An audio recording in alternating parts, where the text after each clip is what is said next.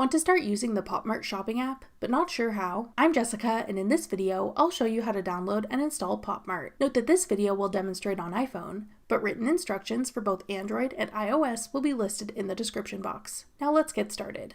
To download Pop Mart, first open the App Store. Go to the Search tab. Then type in Pop Mart at the top. Tap Pop Mart when it appears in the search results. Then tap Get. If prompted, use Face ID or enter your password to confirm that you want to download the app.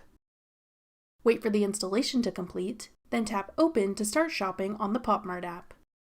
That's all it takes to download Pop Mart. Want to try out other online shopping apps? Check out this tutorial next. Click the video on your screen now to watch. Thanks for watching. If you found this video helpful, we'd love it if you'd hit the like button below and subscribe to our channel.